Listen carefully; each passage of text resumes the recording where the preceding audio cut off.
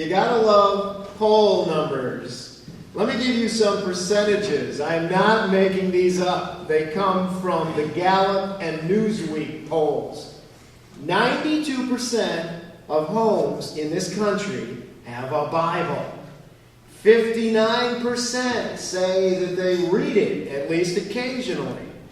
37% claim to read the Bible at least once a week. And here's a good one. 60% of Americans say that the Bible is totally accurate in all its teachings. So how do you fit all that with this? 58% could not name 5 out of the 10 commandments. Less than 50% know that the first book of the Bible is named Genesis. And here's my favorite.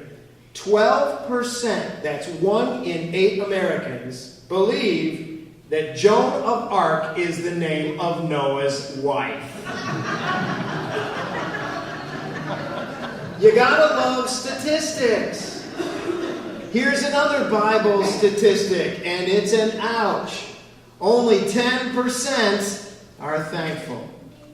Jesus healed 10, but only 1 came back to give thanks. And you can hear the sadness in his voice when he says, 10 were healed. Where are the other 9? 10% of the people in this story were thankful. Wouldn't it be sad if only 10% of the people here in this church today are thankful? Well, I expect and hope that our percentage is a lot higher than that. If you're like me, you have met Eeyore way too often. Remember Eeyore from Winnie the Pooh? Good morning, Pooh Bear, said Eeyore gloomily. If it is a good morning, he said. Which I doubt, said he. He went on to say, I'm not complaining, but there it is. I've met people like that. They would tell you they don't need a calculator to count their blessings because they really don't think they have any. We all need to remember what our moms taught us. If you're a little kid, somebody gives you a cookie, and your mom is standing right there, she will prompt you, what do you say? And of course you say, thank you. And slowly, she teaches you to say thank you. Why do some of us forget that lesson when we grow up? Your mom was teaching you to be grateful, not just so that you would be a polite person, important as that is. She was trying to teach you to be happy, too. The grateful people are the happy people. I've heard it said that the happiest people are not the ones who got what they like. The happiest people are the ones who like what they got. The grateful people are the happy people. Being thankful for our blessings reminds us of those blessings and actually enhances our enjoyment of them.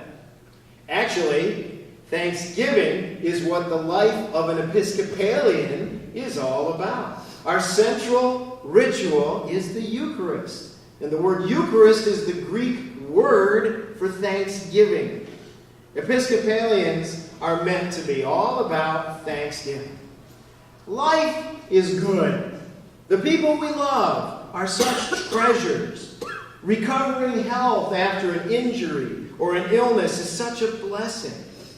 Food after you're really hungry is such a joy. And all that's just the beginning. If we work at it a little, we can make a long gratitude list. It's pretty good spiritual exercise. This is the time of the year when our church asks us to fill out a pledge card for the next year. We're asked to continue to give money to support St. Mark's and its activities and services. And sure, the parish needs money to operate. I am not shy about telling you that. But we also do this because it's a way to thank God. This is not an easy lesson for us to learn, but giving money is a way to show God your gratitude. So when you get a pledge card, fill it out and be thankful. You know, you don't hear a lot of thankfulness expressed these days. You can hear a lot of anxiety. You can hear a lot of fear. You can hear a lot of complaining. Maybe there's something to that 90% thing.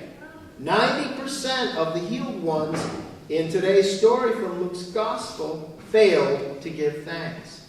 Only 1 out of 10 gave thanks. I hope you and I will be part of the 10%ers. You know, my daughter is. Marie is really good at saying thank you.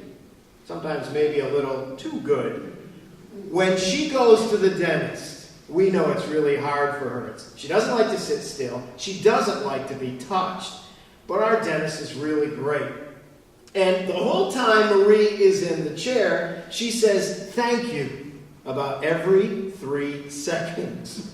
It gets weird while they're cleaning her teeth or if they have to give her a filling. No matter what, every 3 seconds, she thanks them. Of course, her mouth is open and all that dental equipment is in there, so it comes out, ah-ooh, ah-ooh, ah-ooh. It breaks your heart and makes you laugh at the same time. She really is a grateful person. The old German mystic Meister Eckhart said, if the only prayer you say in your whole life is thank you, that would suffice. He was a 10%er. And maybe they had all this in mind when they decided how we would always end every worship service in the Episcopal Church. The last word is gratitude. We say it every time. Let us go forth in the name of Christ. Thanks be to God. Let us bless the Lord. Thanks be to God. Go in peace to love and serve the Lord. Alleluia, alleluia. Thanks be to God. Alleluia, alleluia.